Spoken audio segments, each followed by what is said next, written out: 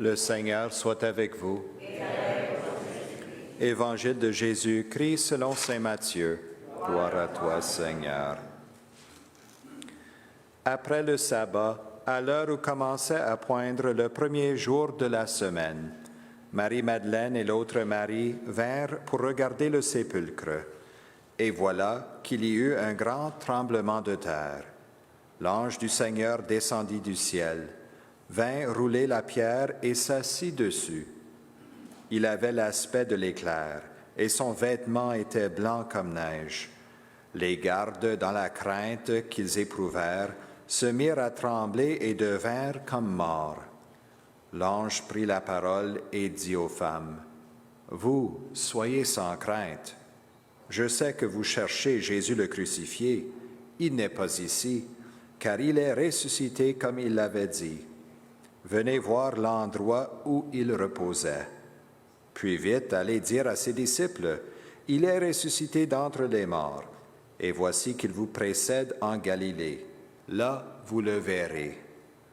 Voilà ce que j'avais à vous dire. » Vite, elles quittèrent le tombeau, remplies à la fois de crainte et d'une grande joie, et elles coururent porter la nouvelle à ses disciples.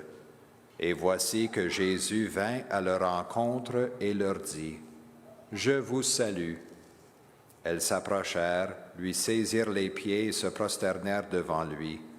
Alors Jésus leur dit, « Soyez sans crainte. Allez annoncer à mes frères qu'ils doivent se rendre en Galilée.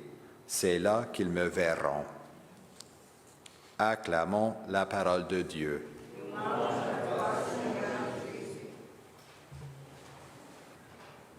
Il est ressuscité. Alléluia. La réponse, qu'on me rappelle de l'année dernière, ça fait 365 jours qu'on a fait ceci, c'est que lorsque le prêtre intonne « Il est ressuscité, Alléluia », la réponse du peuple c'est « Il est vraiment ressuscité, Alléluia ».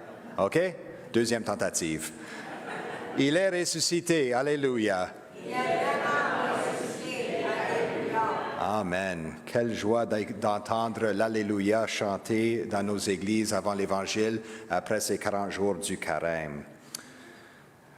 Ce soir est une longue liturgie. Vous êtes venus sachant cela, j'espère, avec les plusieurs lectures. C'est comme un buffet de la parole de Dieu qui est en train de nous alimenter. Et c'est une liturgie d'environ presque 2 heures, mais c'est mieux que Netflix.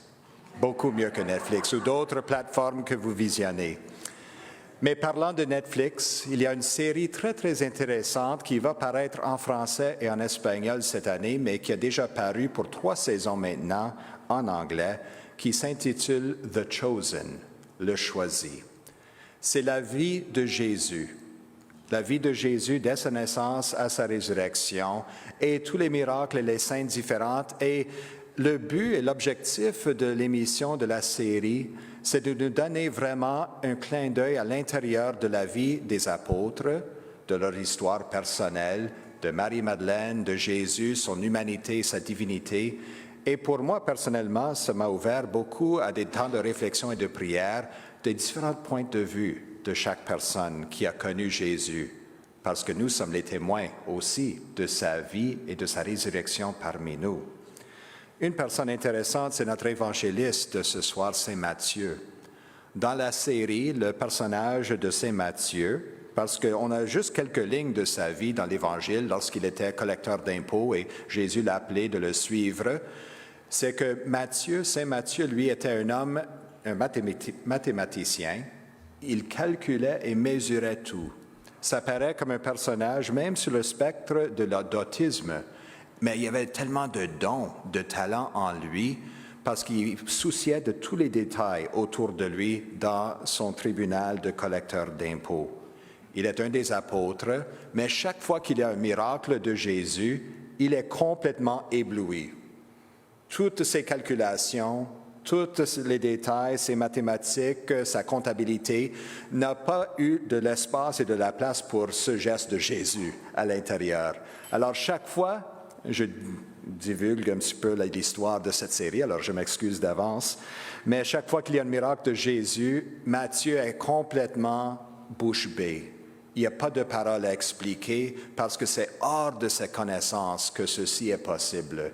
La guérison d'un homme paralysé, la résurrection de Lazare, ainsi de suite. Alors je m'imagine, lorsque nous avons entendu l'évangile de Saint Matthieu ce soir, en cette année A, Matthieu cherche des mots à décrire le plus grand miracle que le monde a jamais connu, la résurrection de Jésus d'entre les morts. Non pas pour mourir une deuxième fois comme Lazare, mais il est ressuscité dans une existence complètement nouvelle qui n'aura pas de fin. Il est éternel. Voici juste quelques phrases que Matthieu essaie à trouver des mots pour décrire cet événement. L'ange avait un aspect de l'éclair, son vêtement était blanc comme la neige. Les gardes, dans la crainte, ils éprouvèrent et se mirent à trembler et devinrent comme morts. On voit les femmes qui sont remplies à la fois de crainte et de joie. C'est difficile à décrire ça, la crainte et la joie en même temps, n'est-ce pas? Ils cherchent des mots. Il n'y a pas de mots pour décrire ce tombeau vide et la résurrection de Jésus.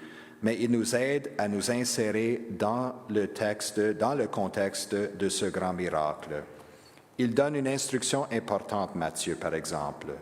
Il dit aux femmes qui se sont rendues là, Marie-Madeleine et l'autre Marie, cette instruction suivante. « Puis vite, allez dire à ses disciples, il est ressuscité d'entre les morts, et voici qu'il vous précède en Galilée. Là, vous le verrez. » Ça, c'est une leçon fondamentale de la vie spirituelle. L'amour, la grâce de Dieu nous devance toujours. Ce n'est pas nous qui organisons notre vie, puis ensuite on invite le Seigneur de s'embarquer et se mettre à nos côtés. Son amour nous devance toujours. Il est toujours un pas en avant de nous. Et c'est pour cela que Jésus nous appelle à le suivre. Pas pour lui demander de venir auprès de nous et après nous, mais nous le suivons de jour en jour. C'est cela le grand thème dans les lectures que nous avons entendues dans l'Ancien Testament. L'amour de Dieu qui précède la création d'Adam et Ève dans le livre de la Genèse. Il crée une maison commune pour toute l'humanité, le ciel, la terre, les animaux, les poissons de la mer, toute la description des 7 jours de création. Et là, finalement, après la création de l'homme et la femme, dans l'image et la ressemblance de Dieu, cet amour nous a devancés et Dieu vit que tout ce qu'il avait fait était très bon. La bonté, la dignité humaine est fondamentale, ça nous devance. Ensuite, l'Exode. C'est une lecture qui est prérequise pour la célébration de la Vigile pascale parce que ça explique le baptême aussi. Moïse qui est là, en refoulant à travers la puissance de Dieu la mer Rouge en 2 parts, l'ange de Dieu qui marchait en avant d'Israël comme colonne de feu pendant la nuit et colonne de nuée pendant le jour, est maintenant placé en arrière du peuple qui passe au travers la mer Rouge, parce que Dieu voulait protéger son peuple d'Israël des Égyptiens. Les eaux refluèrent, nous avons entendu, et recouvrirent les chars et les guerriers, toute l'armée de Pharaon qui était entrée dans la mer à la poursuite d'Israël. Il n'en restait pas un seul. Il n'en restait pas un seul. Spirituellement, quand nous écoutons ce récit, qui sont les armées qui nous poursuivent dans nos vies? Peut-être nos ennemis, nos péchés, nos faiblesses, des choses de la vie passée. La déclaration de la Vigile pascale et la résurrection de Jésus d'entre les morts nous dit qu'il n'en reste pas seul. Tout cela est refoulé dans les eaux de baptême, tout cela est lavé, est enlevé. Nous sommes libérés, juste comme le peuple d'Israël. Ensuite, les prophètes qui prédisent pour nous l'amour de Dieu en forme de parole, de prophétie, l'amour de Dieu qui nous devance. Isaïe avec cette belle phrase, « Pourquoi dépenser votre argent pour ceux qui nourrissent pas, vous fatiguez pour ceux qui ne rassasient pas? Écoutez et vous vivrez, je m'engagerai envers vous par une alliance éternelle. » La promesse de Dieu pour rassasier et combler finalement tous les vides de notre cœur, tous les désirs de notre cœur. C'est lui seul qui peut le faire. Parfois, lors des noces, on entend l'époux et l'épouse à la réception des noces dire « Tu me complètes. Et je pense à moi-même, attends quelques semaines, ils verront que c'est pas vrai. Il n'y a pas un être humain, le meilleur des époux, la meilleure des épouses ne peut pas compléter une autre personne. C'est seulement Dieu qui peut les compléter. Et ils sont d'accord avec moi après quelques semaines de mariage ou quelques mois. C'est rien de mal, c'est juste la réalité humaine, n'est-ce pas? C'est seulement Dieu qui peut combler nos vies. C'est seulement Jésus qui est sauveur. N'imposez pas ce fardeau sur ton mari ou ta femme, c'est trop. Ils ne sont pas ton sauveur. C'est seulement Jésus qui comble notre vie. C'est ça le message des prophètes Isaïe et Ézéchiel. Je vous donnerai un cœur de chair. Je remplacerai votre cœur de pierre. Je mettrai en vous mon esprit. L'esprit qui créa l'univers est en nous, l'esprit de Dieu. Finalement, une manière personnelle que nous avons vécu l'amour de Dieu qui nous devance dans notre baptême. J'imagine que la plupart d'entre nous ici dans l'Assemblée ce soir étions baptisés comme petits enfants. Nous n'avons pas beaucoup de souvenirs de cet événement-là, mais que l'amour de Dieu a été placé en nous ce jour-là, l'amour de la Trinité sainte, Père, Fils et Esprit Saint.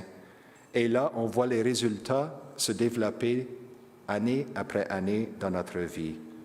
Nous tous qui, par le baptême, nous étions unis au Christ Jésus, c'est à sa mort que nous avons été unis par le baptême.